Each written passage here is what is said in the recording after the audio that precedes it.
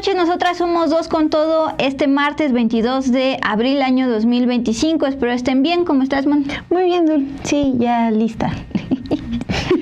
Bueno, pues después del día histórico ayer por la muerte del Papa Francisco y de información en desarrollo todavía respecto a eso, volviendo al capítulo Donald Trump, aranceles y demás, hoy escuchamos a un presidente de Estados Unidos suavizar su discurso sobre todo contra China, a quien le había impuesto aranceles de más de 100%.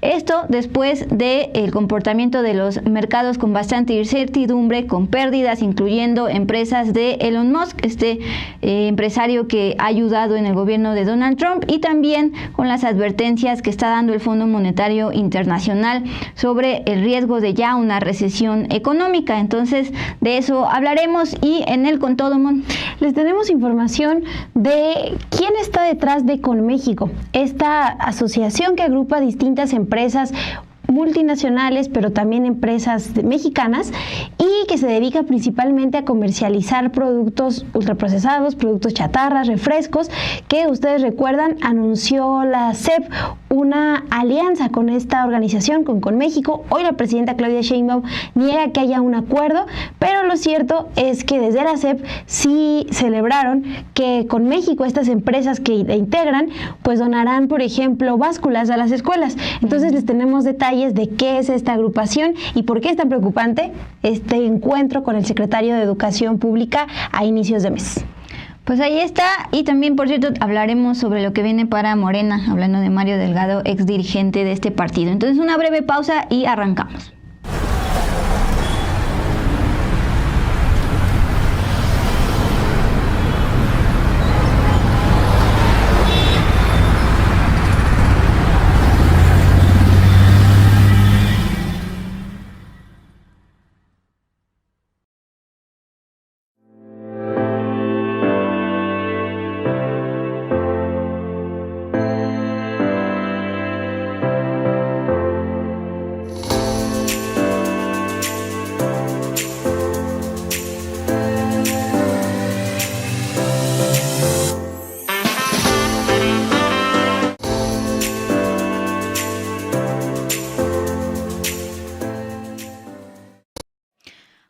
Noches, gracias por estar con nosotras este martes 22 de abril. Gracias como siempre a sus comentarios totalmente en vivo. Rabina Gran Tágora 2 con Tokio. Rodolfo Salas, gracias. Tiguerón también por acá.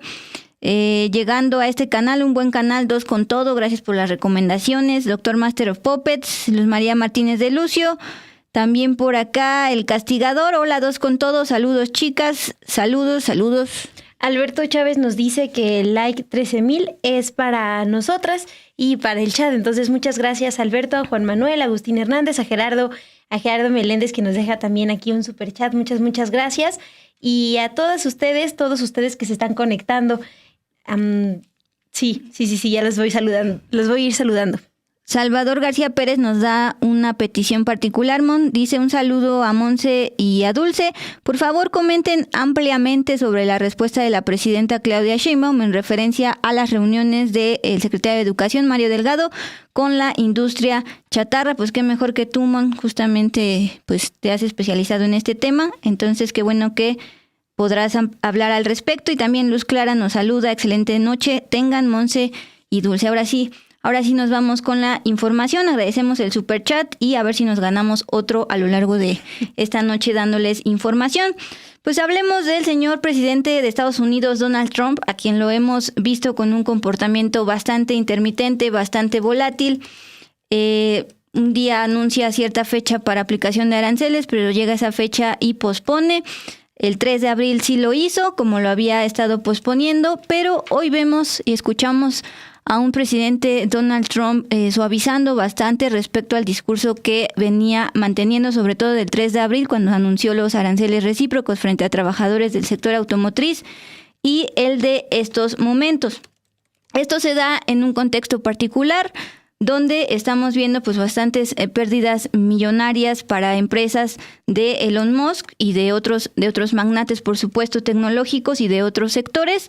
Y también en estos días en que inició pues toda una reunión del Fondo Monetario Internacional y el Banco Mundial, donde están dando a conocer su análisis particularmente de la guerra arancelaria iniciada por Trump a inicios de este mes.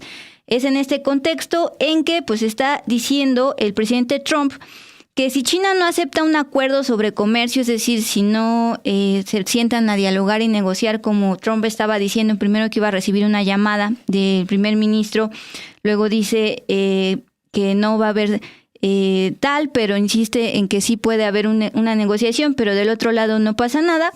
Entonces, ahora dice que Estados Unidos va a fijar los términos. También expuso ante los periodistas dentro de la Casa Blanca que sería muy amable en las negociaciones con Pekín y que los aranceles a las importaciones de China bajarían significativamente tras un acuerdo. Llegó a cifras surreales de 200%, luego habló de más de 100%. Bueno, lo que dice el día de hoy es lo siguiente: el 145% es muy alto y no será tan alto, bajará considerablemente, no será cero, pero solía ser cero. Es decir, está diciendo que sí le va a seguir aplicando aranceles a China, pero ya no tan surreales como los que había dicho en un inicio.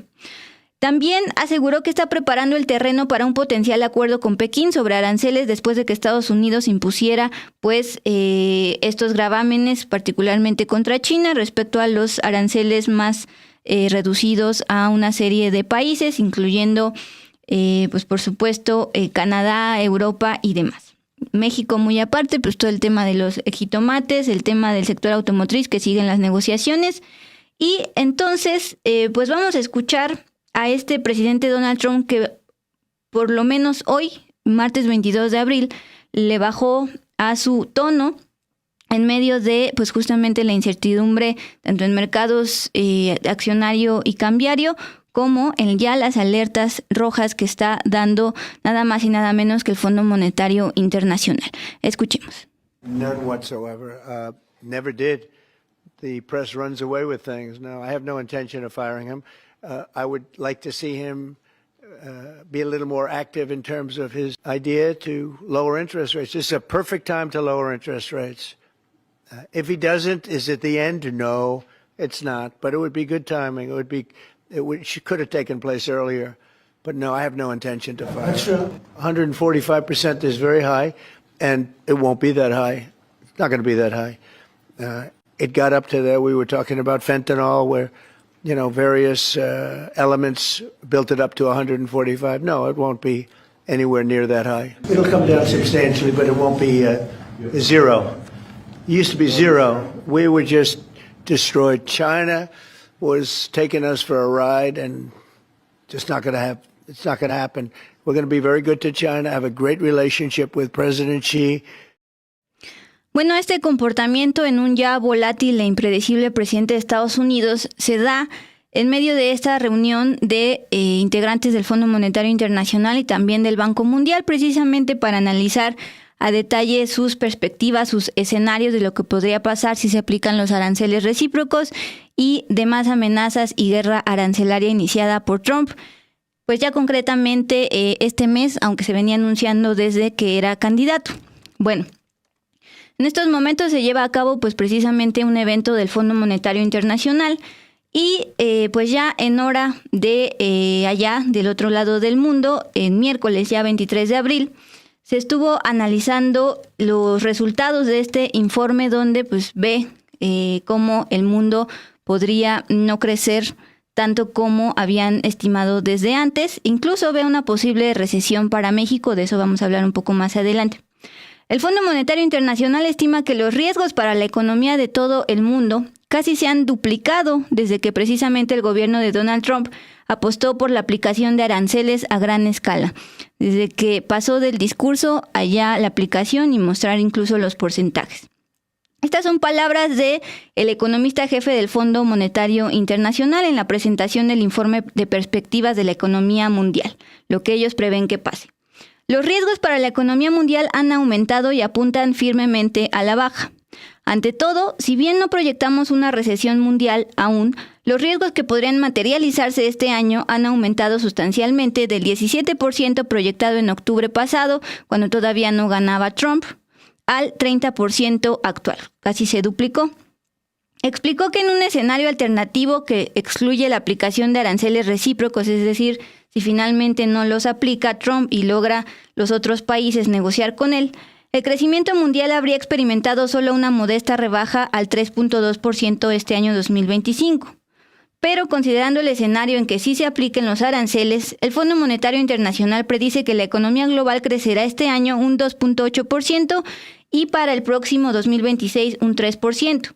Esto supone 5 3/10 menos que en su pronóstico de enero. En enero, cuando ya había iniciado precisamente el gobierno de Donald Trump, qué mejor que ver estas gráficas de barras que pues justamente ilustran mejor las cifras, Mon. Pues justamente lo que hace el Fondo Monetario Internacional es, a partir de pues las políticas internas de los países, estimar cómo le va a ir en sus economías y también en promedio al mundo. En esta ocasión es la primera vez ya está integrando precisamente la guerra arancelaria en sus proyecciones, y precisamente respecto a 2024, que era un 3.3, para este 25 vería 2.8 y para 2026 un 3, es decir, no estamos hablando de una recesión mundial, no estamos hablando de números negativos, pero sí de que el riesgo está aumentando ya en estos momentos. Ahora, particularmente en países, Estados Unidos, que es el causante de todo esto, va a crecer en 2025 el 1.8%, mientras que en 2026 se mantendrá próximo en el 1.7%, aunque son cifras bajas, Mon, pues es un respiro porque acuérdense que venía un gran fantasma de una posible recesión en Estados Unidos, precisamente, entre otros factores, por las políticas de Donald Trump, y si entra Estados Unidos en recesión, pues a México le iría bastante mal. Entonces, de momento no se está hablando de números negativos para Estados Unidos, pero sí para México, de acuerdo con el Fondo Monetario Internacional. Dice que si en enero pronosticaba un crecimiento del 1.4% para 2025, lo recorta ahora en 1.7 puntos, es decir, este año íbamos a crecer 1.4%, eso es lo que pensaba en enero, cuando empezó el gobierno de Trump, pero después de que ya se está amenazando con aranceles al sector automotriz aquí en México, aunque se sigue en negociación para que esto no sea así, sería un menos 0.3%, es decir, ya una recesión económica. Ojo, porque desde la mañana se le preguntó a la presidenta Claudia Sheinbaum, porque a ella le habían adelantado este dato, y rechazó esta estimación del Fondo Monetario Internacional. Su principal argumento es que precisamente el Plan México 24-2030 pues está proyectando con fechas ya específicas. Recuerden cuando los presentamos diapositiva por diapositiva, con fechas específicas cuando estima inversiones en determinados sectores, automotriz, energético. Ahorita estaba en Zumpango, Estado de México, en el aeroespacial, para precisamente, si bien no tener el gran crecimiento estimado, pues sí no caer en números negativos, que eso se traduciría, por supuesto, en desempleo y demás. Bueno, esto fue lo que contestó. Nos informaron que venía este resultado del Fondo Monetario Internacional, es decir, una posible recesión de 0.3% ya para este año. No conocemos con base en qué lo hace el Fondo Monetario, no coincidimos. No es que no coincida la presidenta, sino que nosotros tenemos modelos económicos que tiene la propia Secretaría de Hacienda que no coinciden en este planteamiento. Entonces dice, si no hubiera inversión pública, probablemente habría la disminución en el crecimiento económico, pero es muy distinto y pues justamente enumeró todos los proyectos que está planteando el Plan México. Aunque pues justamente siempre decir que en el primer año de cualquier gobierno y de cualquier presidente, sea del partido que sea, suele así haber, si bien no una recesión, sí un freno en el crecimiento económico, precisamente por esta transición de un gobierno a otro. Pues Dul, gracias por esta explicación. También tenemos información internacional relacionada con Donald Trump y otra de sus amenazas, pero particularmente en el ámbito educativo. Ayer les informábamos de una demanda que presentó la Universidad Harvard. Bueno, hoy se sabe que directores y profesionales de más de 100 universidades e instituciones académicas de Estados Unidos enviaron una carta conjunta en donde expresaron su rechazo a la extralimitación y la interferencia política del gobierno de Trump. Esto después de que decidió acabar con las subvenciones de alrededor de $3 millones a la Universidad de Harvard, al considerar que esta universidad no terminó con las protestas en su campus, con estas protestas generadas contra el genocidio en Palestina. Lo que señala la carta que fue publicada la madrugada de este martes es lo siguiente: estamos abiertos a una reforma constructiva y no nos oponemos a la supervisión legítima del gobierno. Sin embargo, debemos oponernos a la inapropiada intromisión gubernamental en las vidas de aquellos que aprenden, viven y trabajan en nuestro campus. Este comunicado conjunto ha sido firmado, por ejemplo, por los líderes de universidades como Yale, Princeton y Pensilvania. Les decía que el documento se hizo público la madrugada de este martes, después de que la Universidad de Harvard demandó al gobierno de Estados Unidos para recuperar los fondos federales que la administración de Trump congeló desde la semana pasada. Les leo una parte más, un fragmento más de esta carta. Como líderes de las universidades y sociedades académicas estadounidenses, nos pronunciamos al unísono contra la extralimitación gubernamental y la interferencia política sin precedentes que ponen en peligro la educación superior. Entonces, pues está ya la respuesta de, les decíamos, más de 100 universidades que se solidarizan con esta demanda que presenta la Universidad de Harvard. Justo de seguimiento a la respuesta de esta universidad, que ayer les decíamos la más antigua y con mayores recursos económicos para atreverse a denunciar al gobierno de Donald Trump. Buenísimo, man.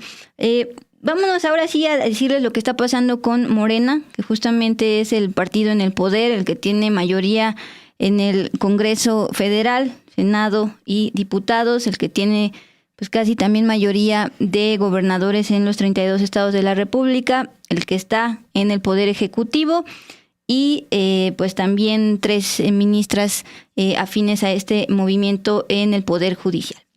Bueno, se había hablado bastante sobre el tema de Yunes y Veracruz.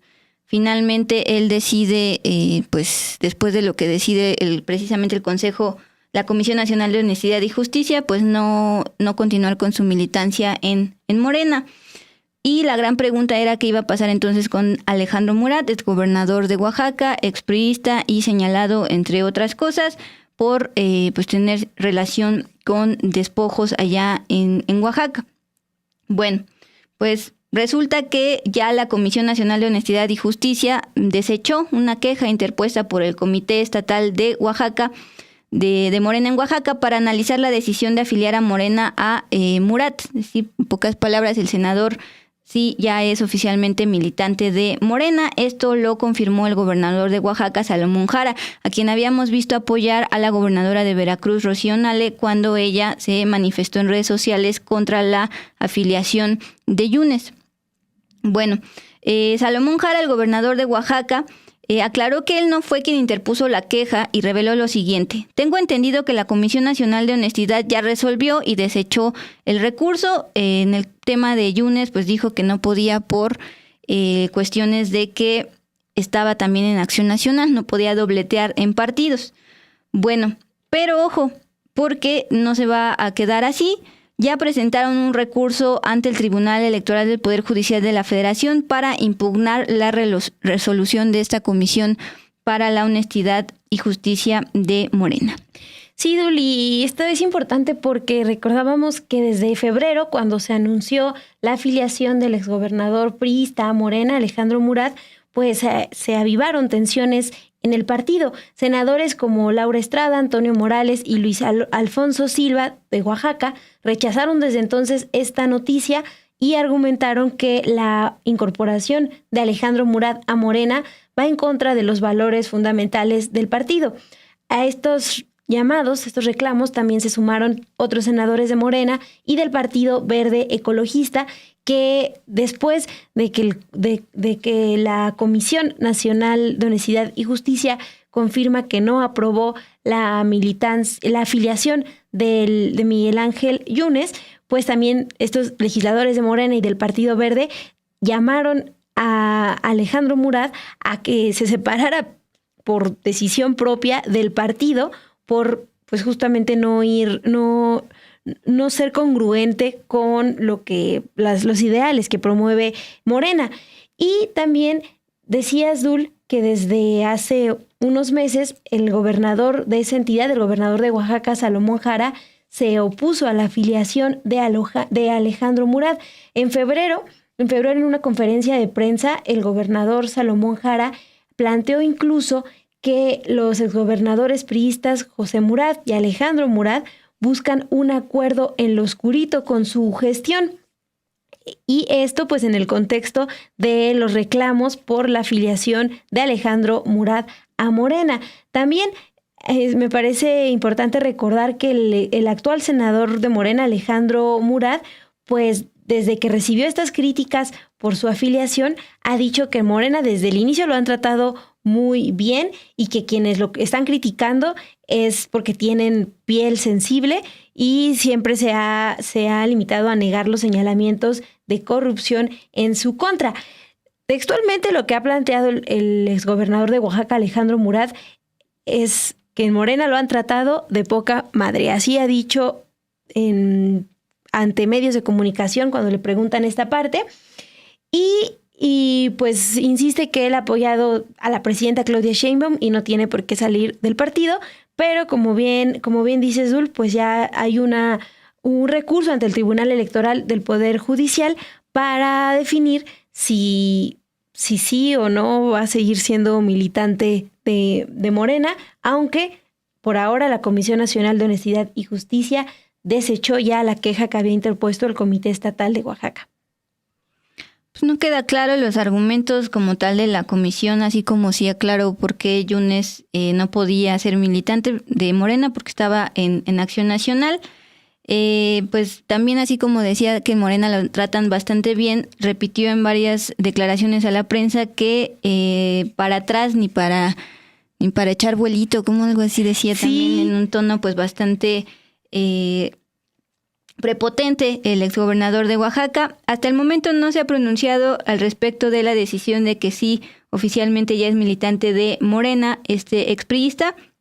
Su último tuit está presumiendo una fotografía con el recién fallecido Papa Francisco, pero más allá de eso no. La propia Comisión de Honestidad tampoco tiene un comunicado claro, una carta clara como en el caso de Yunes, pero pues Así se llega a el próximo domingo 4 de mayo, que precisamente Morena va a celebrar su Consejo Nacional como partido. Hoy justo la presidenta Claudia Sheinbaum decía, ayer cuando regresó de su periodo de descanso por Semana Santa, que entre los pendientes que hizo esos días de descanso y de reposo fue terminar la carta que va a enviar precisamente a Morena en torno a todos estos señalamientos de nepotismo y el último caso bastante criticado, los actos de campaña anticipada por parte de la senadora Andrea Chávez que se vieron en Chihuahua y que fueron denunciados oficialmente ante la Fiscalía por el bloque de Acción Nacional. Bueno, el día de hoy la dirigente nacional de Morena, Luisa Alcalde, informó que el presidente del Consejo Nacional de Morena y gobernador de Sonora, Alfonso Durazo, ya emitió oficialmente la convocatoria para que se lleve a cabo el Consejo Nacional, que se realizará, decía, el domingo 4 de mayo. Por cierto, Alfonso Durazo, gobernador de Sonora, se recupera de una operación en tiroides. Él mismo anunció en sus redes sociales. Bueno, él dijo que van a hablar precisamente sobre el nepotismo en el partido, fue Luisa María Alcalde la dirigente, es decir, no podemos llevar en la boleta familiares para suceder cargos de elección popular de manera consecutiva. Recuerden que la iniciativa legislativa que envió la presidenta Claudia Sheinbaum contra la prohibición del nepotismo, pues hubo una discusión por cuándo iba a empezar a aplicarse, si en 2027 o hasta 2030, como habían intentado modificar en el Congreso, para no perjudicar las aspiraciones de ciertos candidatos como Félix Salgado para Guerrero o la diputada del Partido Verde y esposa del gobernador actual de San Luis Potosí. Bueno, ella recordó que la propuesta que se aprobó finalmente en el Congreso sobre este tema quedó establecido ya en la Constitución que entre en vigor en 2030, pero desde Morena se realizará desde ahora, desde las elecciones que ya se están planteando intermedias para Durango y Veracruz. Lo estamos haciendo en el caso de Durango, de Veracruz, pero acordar que sea un mandato para la elección del 2026 y sobre todo para la elección del 2027. Aclarar esto, porque por el lado del Congreso Federal y los grupos que se han conformado dentro de Morena, llámese Adán Augusto y Monreal, eso se aprobó hasta 2030, pero finalmente desde Morena como partido lo van a aplicar la prohibición del nepotismo desde ya. Sí, Duli, algo de lo que también se hablará en este Consejo Nacional de Morena es sobre lo que se puede y no se puede hacer relacionado con las aspirantes, los que aspiran a ocupar algún cargo. Y esto es importante porque recuerden, ya decías tú, que hace unas semanas pues la presidenta Claudia Sheinbaum se pronunció en contra de esta, lo que sería una campaña anticipada justamente de la legisladora Andrea Chávez, y hace 2 semanas en su conferencia matutina dijo que enviaría una carta a la dirigencia de Morena para que ya aclararan qué sí se puede hacer y qué no se puede hacer rumbo a las próximas elecciones. En ese contexto es en que se realizará este Consejo Nacional de Morena el próximo 4 de mayo. Ya hizo la carta hacia Morena en sus días de descanso. Estaba viendo, sería de este domingo que viene, de este domingo 27 al otro, ya 4 de mayo, cuando se lleve a cabo este Consejo Nacional. Bueno, pues ahora sí, a petición de quien estaba en el chat de que habláramos ampliamente sobre el tema de la chatarra, pues justamente Mon les trae un con todo muy particular respecto a eso, una radiografía y demás. Entonces una breve pausa y vamos con el con todo.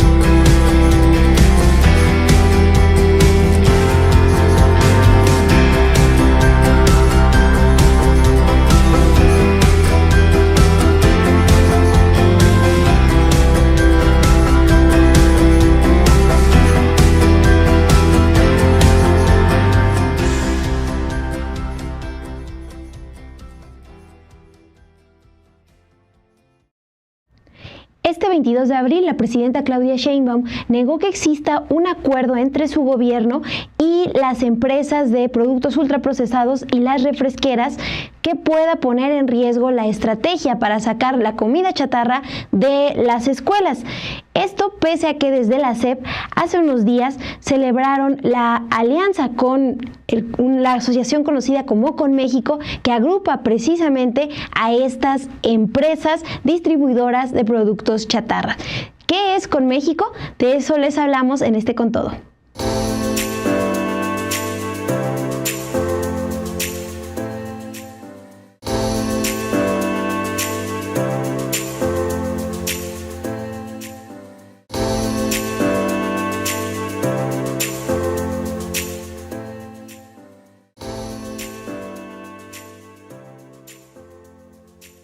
Aunque el secretario de Educación Pública, Mario Delgado, anunció que empresas de ultraprocesados y refresqueras se sumaron a la estrategia para mejorar la alimentación en las escuelas, este 22 de abril la presidenta Claudia Sheinbaum descartó que su gobierno tenga acuerdos con la industria de la chatarra que ponga en riesgo este plan.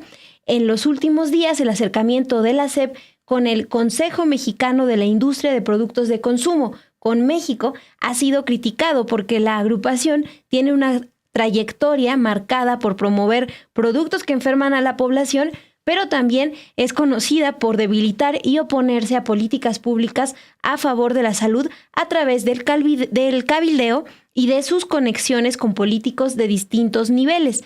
Con México representa a industrias transnacionales como Coca-Cola, Nestlé, PepsiCo, Unilever, Danone y Barcel, pero también a marcas nacionales como Grupo Bimbo y Jumex.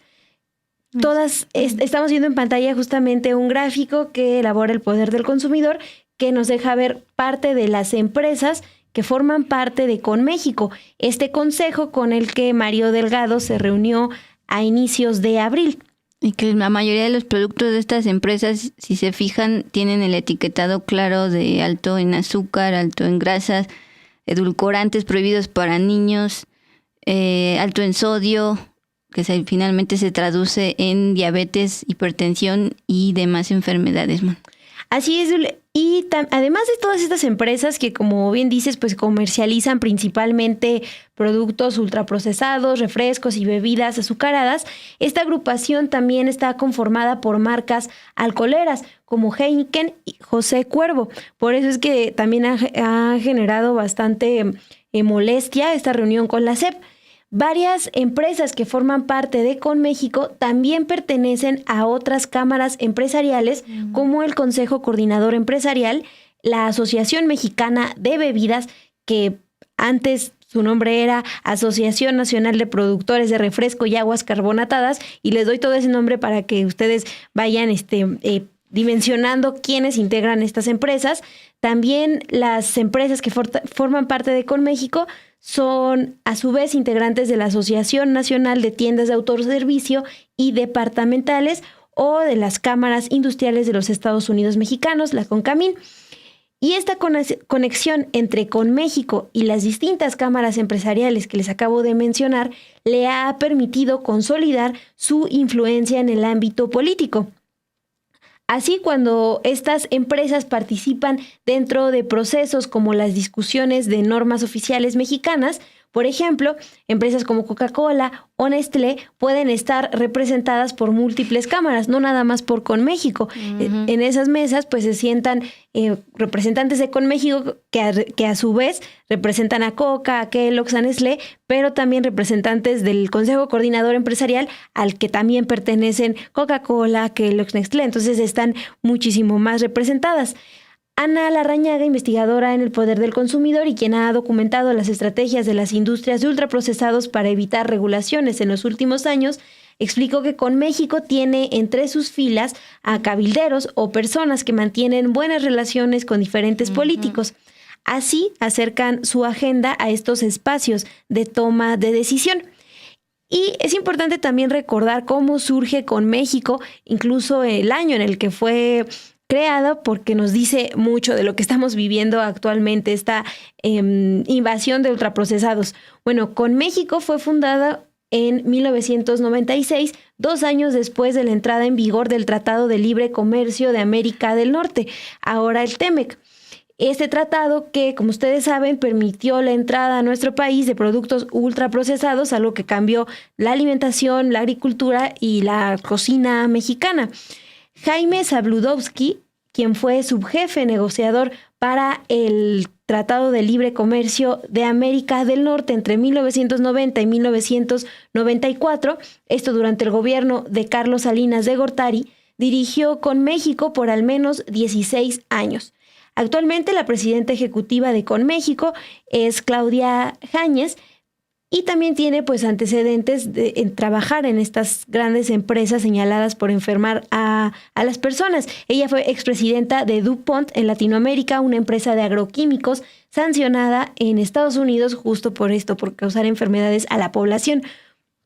O sea, justamente no les importa trabajar en asociaciones y en cámaras que a su vez representan y arropan empresas que ya son señaladas precisamente de ser causantes de enfermedades a la población, enfermedades que pueden ser crónicas e incluso mortales a corto y mediano y largo plazo. Sí, Dul. Y miren, les voy a leer parte de lo que señala la investigación bajo la mira el control corporativo sobre los sistemas alimentarios en México, particularmente sobre Jaime Zabludovsky, quien dirigió con México por más de 16 años.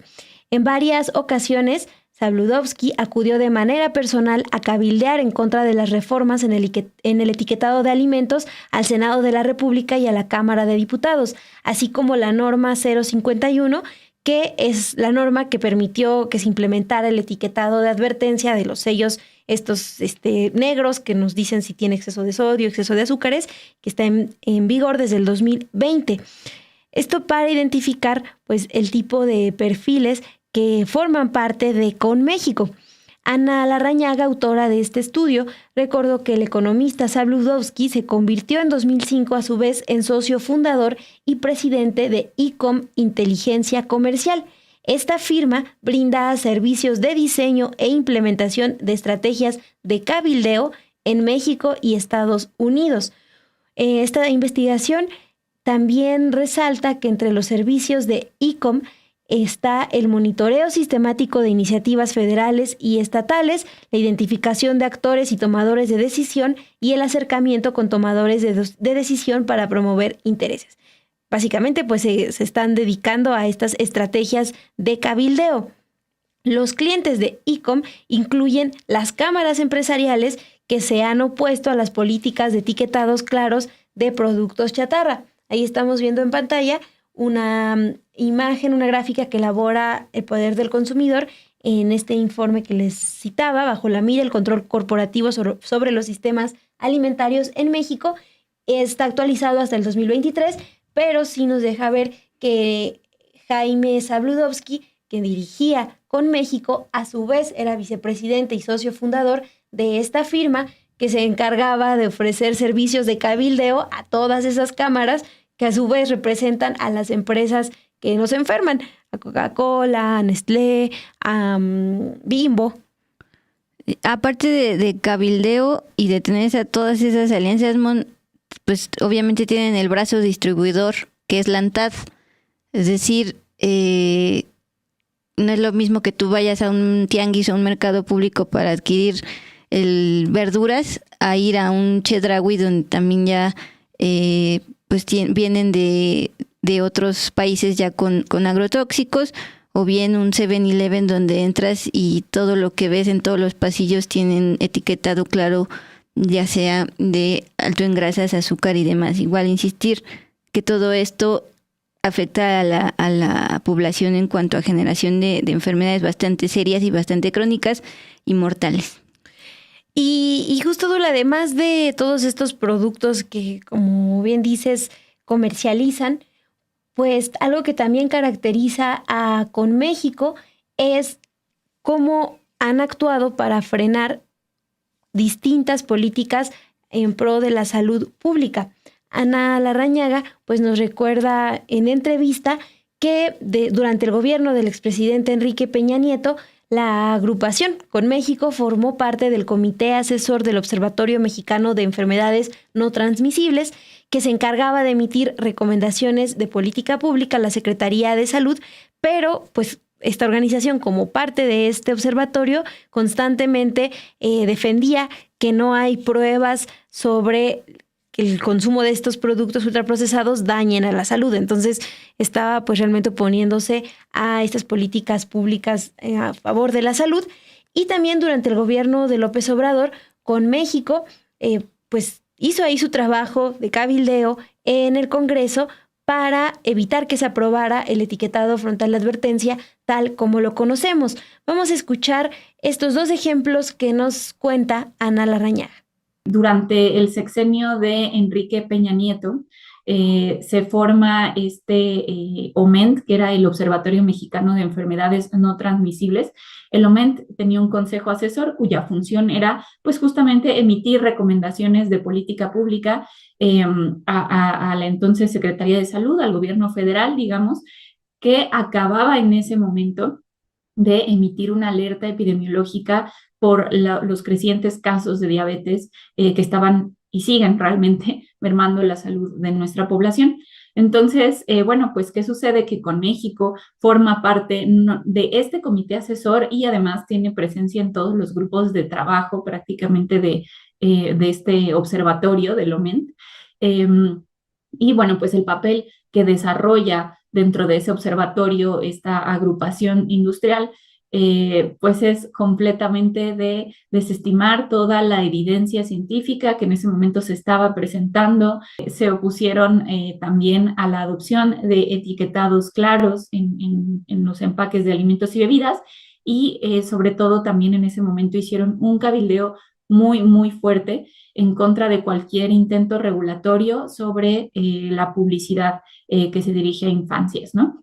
Y en ese momento también en contra de los impuestos a bebidas azucaradas que se habían aprobado en ese sexenio, ¿no? Entonces, con México fue una fuerza que cabildeó muy intensamente, diciendo que los impuestos, pues en realidad no funcionaban, cuando en ese mismo sexenio se tenía investigadores del Instituto Nacional de Salud Pública y a la Organización Mundial de la Salud sacando estos documentos recomendando la adopción de estos impuestos y de que se utilizara la recaudación para fines de salud pública. Un caso muy específico, por ejemplo, cuando se estaba discutiendo el etiquetado en el legislativo, es decir, cuando todavía no estaba ni siquiera cerca de ser implementado y se trataba en ese punto de una redacción, ¿no? de legisladores que ya se habían presentado iniciativas. Con México, a través de Jaime Rudovsky y otros de sus cabilderos, lo que intentaron hacer fue un transitorio, ¿no? Que modificaba prácticamente la iniciativa de etiquetado y querían meter ahí una figura de cámaras empresariales que fueran quienes pudieran tener una toma de decisión sobre qué tipo de etiquetado se tenía que implementar en México. Eso lo intentaron implementar desde la ley. Afortunadamente esa redacción se quitó justamente porque pues hubo mucha presión de la sociedad civil y pues de otros legisladores para que la industria pues no, digamos, no modificara, no debilitara esta iniciativa, pero sin duda pues tienen ese objetivo muy claro, ¿no? Y han pues también participado, claro, ¿no? En todo ese proceso, pues desconociendo por completo la evidencia científica. Gracias por sus comentarios respecto a este reporte de Mon. Quería enfatizar el de Ana G. Ya no la habíamos visto por acá, qué bueno que está aquí de nuevo después de las vacaciones. Por el tema que decías que con México se creó a partir del Telecán, y es que justamente sí hay un antes y un después del Telecán en muchos sentidos, sobre todo en cuestiones de soberanía alimentaria, comida mexicana y demás. Dice Ana G., a mí me sorprendió ver videos de los años 20, de los 80, donde la mayor parte de las personas eran delgadas. Hoy, con todo respeto, personas subidas de peso y precisamente es por la comida, de obesidad infantil, también obesidad en adultos, precisamente por el acceso más fácil que se tiene, les decíamos lo del ANTAD, los tentáculos en Chedraui y en demás, para acceder a este tipo de chatarra que no es comida. Sí, Duli, pues lo que nos recordaba también a la Ana Larrañaga justamente es el antecedente de Con México para oponerse a políticas públicas, ¿no?, a favor de la salud.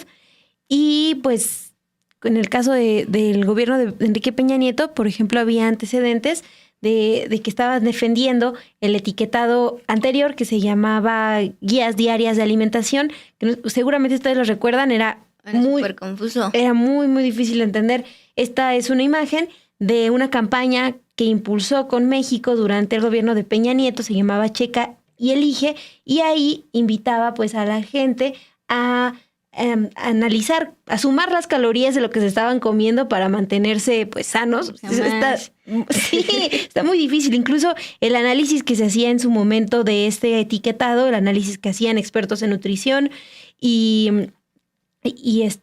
otras asociaciones civiles planteaban que este etiquetado era tan complicado que ni estudiantes de nutrición le entendían. No. Entonces, ese es el etiquetado que defendió en su tiempo Con México.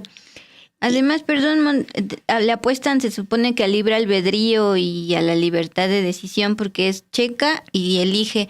Pero ¿cómo vas a elegir con ese tipo de información bastante confusa que ni especialistas en nutrición podían entender? Exactamente, sí. Y bueno, ahora que ya se cumplieron 5 años de la entrada en vigor de este etiquetado de los sellos negros, pues también algo que se celebró fue que desde el 29 de marzo, a la par de este etiquetado, entraron en vigor los lineamientos que prohíben la venta y distribución de ultraprocesados, refrescos y otras bebidas azucaradas en las escuelas de todo el país. Eso se celebró, pero solo 11 días después es cuando Mario Delgado se reúne con los representantes de CONMéxico. En esa ocasión, el 9 de abril, el secretario de Educación anunció que la agrupación se sumará a la estrategia Vive Saludable que fue implementada en las escuelas por el gobierno federal y por la Secretaría de Salud, con la intención pues, de sacar todos esos productos chatarras de las escuelas.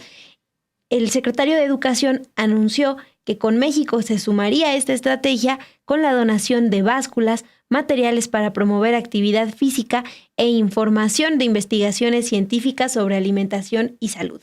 Eso es lo que anunció y que ha sido cuestionado porque qué tipo de investigaciones científicas pues van a aportar si también la industria de los ultraprocesados se señalada pues justamente de pagar esas investigaciones que nos van a decir que los productos no nos hacen daño. Bueno, está dentro de sus tentáculos está comprar a científicos, exacto.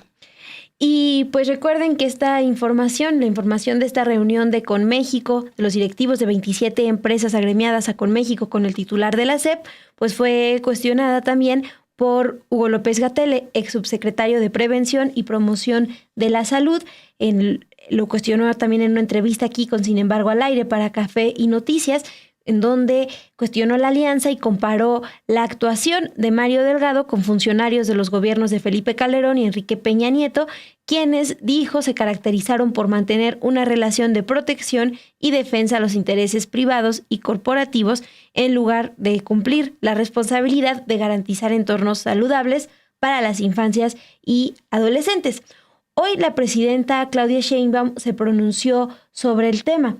Aseguró que no hay ningún acuerdo ni nada que tenga que ver con poner en riesgo la vida de la gente, ni menos de las niñas y los niños.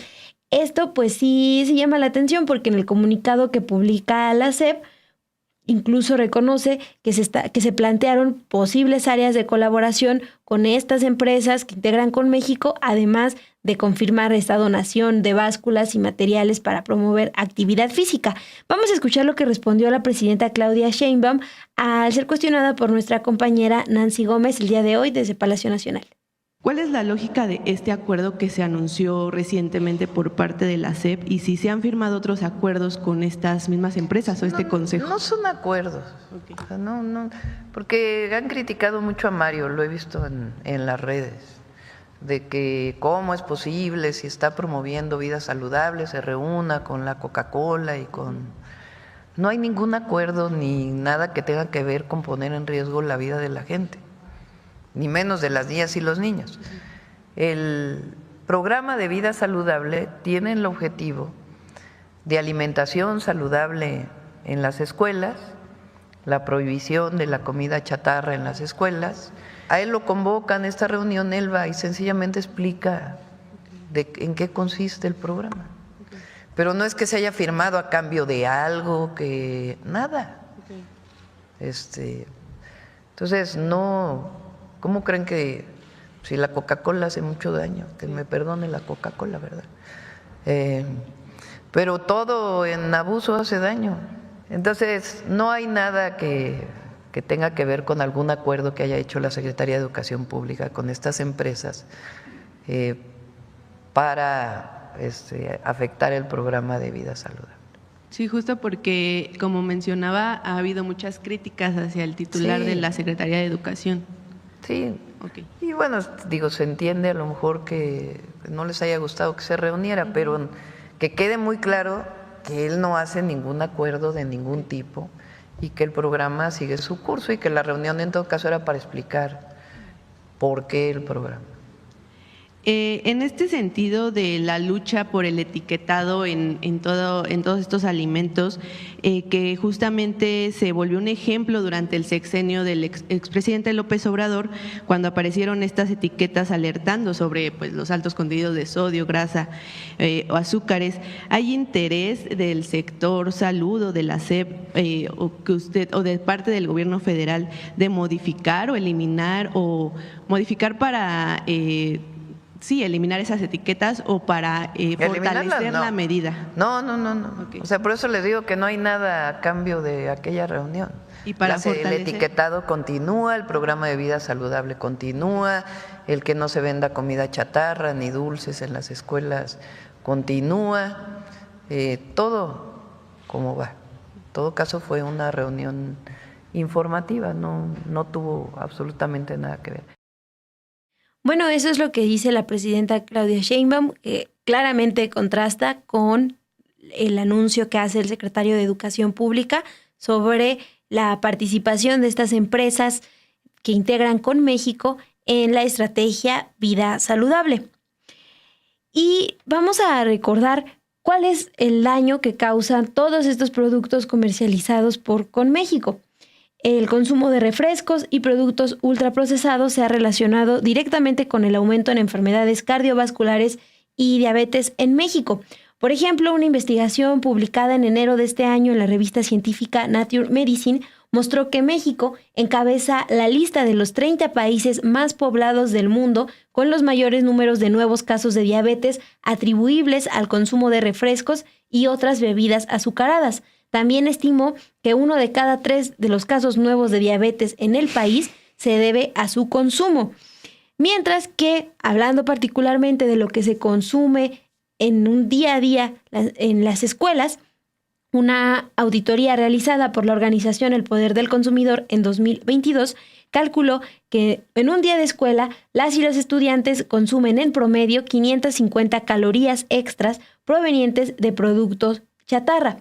En este contexto, la investigadora Ana Larrañaga alerta que la intención de Conméxico al trabajar junto a la SEP se lee como un intento más de las industrias de ultraprocesados de debilitar políticas públicas de salud al tratar de mantenerse en las escuelas donde durante años han vendido sus productos a las infancias. Vamos a escuchar qué nos dijo Ana Larrañaga. Realmente, si observamos el comportamiento histórico de Conméxico frente a las políticas públicas en México, especialmente las de salud, pues ha sido siempre en contra, ¿no?, de estas, a favor de debilitarlas, a favor de detenerlas por completo o a favor de justamente meter a las industrias ahí, hacerlas pasar como un aliado de estas regulaciones, y ya que están dentro, pues ver de qué manera debilitarlas, de qué manera meter por ahí su propia información científica, y lo digo entre comillas porque puede estar muy rebajada, muy a la medida de lo que quieren conseguir. Mira, los acercamientos de cámaras empresariales, incluso de marcas a título individual, dentro de las escuelas o con el sector educativo, tampoco es algo nuevo, ¿no? Cuando se dan cuenta que no pueden detener del todo una regulación, digamos, una forma de operar es decir, vamos a formar parte de la solución, vamos a sumarnos a esta estrategia y entramos a las escuelas, ¿no? Cosa que pues es bastante serio pensar qué tipo de información estarían acercando a las escuelas. En el pasado esto ya se ha visto en el sexenio de Fox, en el sexenio de Calderón, en el sexenio de Peña Nieto, ¿no? Por lo menos en esos 3 sexenios tenemos bien documentado cómo ha habido pues estos acercamientos de grupos empresariales dentro de las escuelas. Justamente lo que se ha hecho es entregar materiales educativos que tienen mensajes, pues que diluyen bastante la idea que se debería tener de la prevención. Estos mensajes abogan mucho por decir que sus productos pueden formar parte, bueno, en el pasado ha sido así, entonces podríamos esperar algo muy similar, ¿no? Que sus productos pueden formar parte de una dieta balanceada, que todo está en qué tanta actividad física realices, que tienes que tener buenos hábitos, es decir, como en quitar muchísima responsabilidad de sus productos.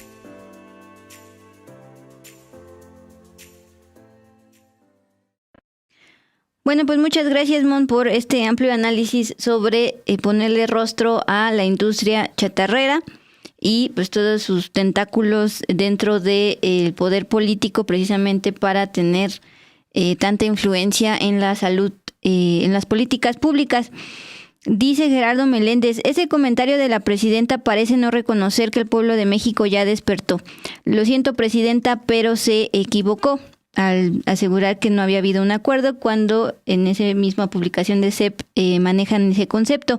También por acá Luz Clara decía algo parecido, que pues que si quieren ver a la gente como ignorantes, pues no. Por acá estaba aquí sí, presidenta Claudia peca de ingenua o nos quiere ver la cara de ignorantes. Pues son comentarios de usuarios aquí en el chat que generalmente están afines al gobierno federal, pero pues aquí sus observaciones al respecto de este tema, que insisto, tan delicado porque al final no solo es dinero, Mon. Como decía la semana pasada el doctor Héctor Frisby, la corrupción tanto en la industria farmacéutica y aquí también aplica para la chatarrera, pues mata o causa enfermedades verdaderamente graves. Sí, alguien incluso nos ponía en los comentarios, pues van a donar estas básculas, nos estaba recordando, enfatizando esta donación, y pues sí, lo que están planteando es que desde ahí se están posicionando, pues tú llevas una báscula, tú vas en el recreo y ves ahí la marcota de cierta empresa, y si, aunque no encuentres los productos en la escuela, si sales se te va a antojar, estás viendo cada que sales al recreo la marca. Es una báscula para ir a ver los efectos de comer la porquería de esas empresas, mira nada más. Alberto Chávez, hoy vi a Mario Delgado en una entrevista, estaba muy serio y dijo que no hay ningún trato con esas compañías. Bueno, pues gracias por sus comentarios.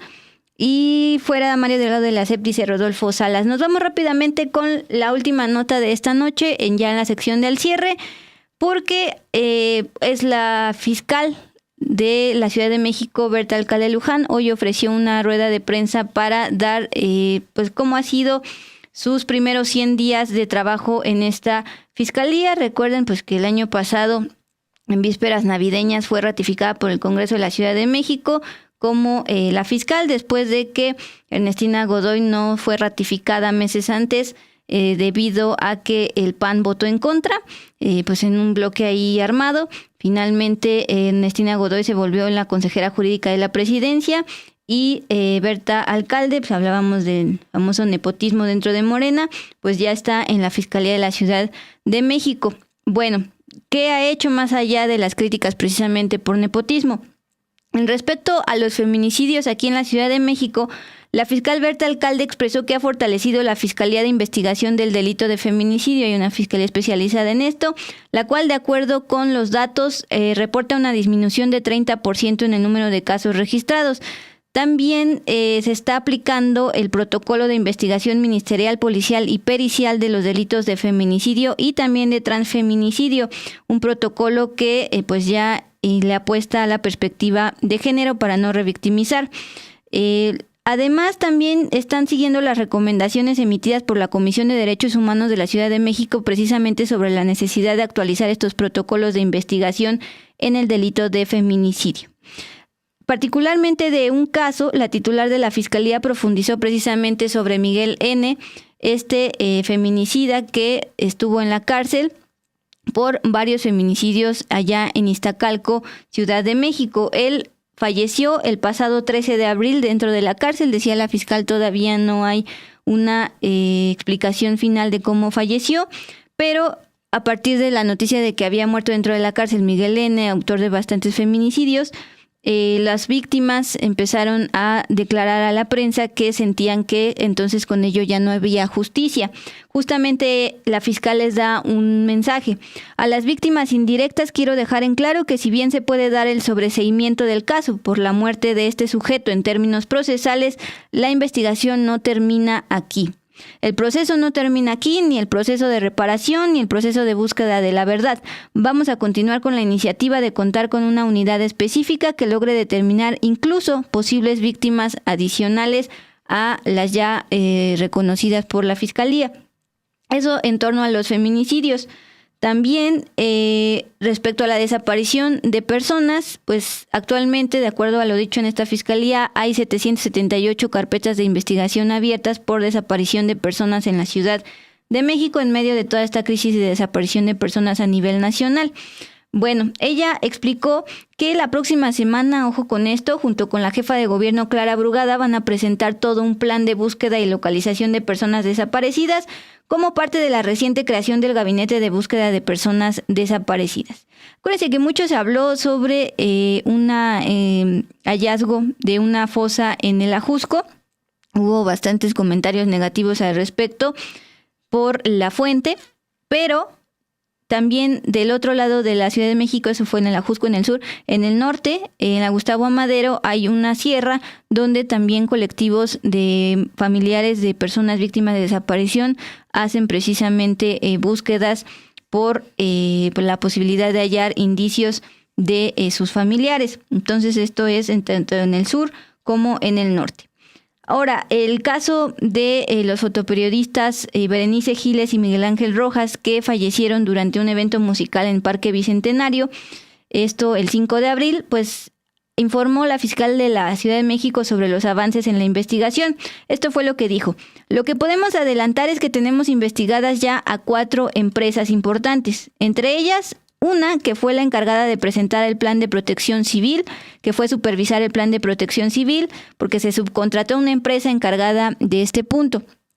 En este punto de la protección civil ya se confirma que en efecto la instalación de esta grúa, que finalmente fue la que al caer pues provocó la muerte de los 2 fotoperiodistas, sí se colocó un día después de que ya se había revisado el tema de protección civil. Otra empresa que ya está siendo investigada es la concesionaria del parque, operadora de proyectos de entretenimiento. Hubo todo un con todo respecto a esta empresa. También, que es la que presenta ante la alcaldía, que es la autoridad que recibe ese plan de protección civil, es decir, fue la que instaló esa grúa después de la instalación o de la revisión de protección civil. La tercera empresa que organiza el evento, que hace el montaje de toda la estructura, entre otras cosas, precisamente las grúas que se pusieron, que en teoría eran puntos de encuentro y que eran patrocinadas por varias empresas. Además, de estas empresas no habla de las patrocinadoras de estas grúas, que una de ellas fue la que cayó. Y la empresa que se subcontrató para que pusiera como tal estas grúas en específico, hay una cuarta empresa que se contrata para esto. Ahí van los avances respecto a la muerte de estos 2 fotoperiodistas. Pues Dul, con esta información vamos a despedirnos de quienes nos están viendo en vivo este martes 22 de abril. Muchas gracias por dejarnos sus comentarios, por dejarnos sus me gusta. Gracias a... No cayó el superchat que predice, que manifesté. A ver si mañana. Bueno, pero gracias a Gerardo que sí nos dejó un superchat. Muchas gracias. Y yo le estaba dando las gracias a Lluvia en los controles, a Ilse García en producción, a ti, Dul, y pues a todas y todos ustedes por seguirnos. Nos vemos mañana, ya lo saben, aquí por Sin embargo al aire en Dos con Todo. Descansen.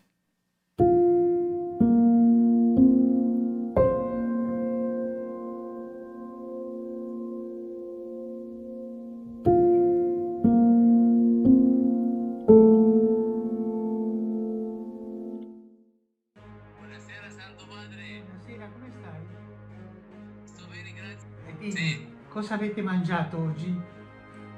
Del pollo, le ali, el resto del pollo, la salita que trae Santo Padre, lo que quedó del pollo de ayer. Casi pollo. Todos los refugiados acá comieron pollo ayer. Ieri hanno mangiato pollo. Salam alaikum.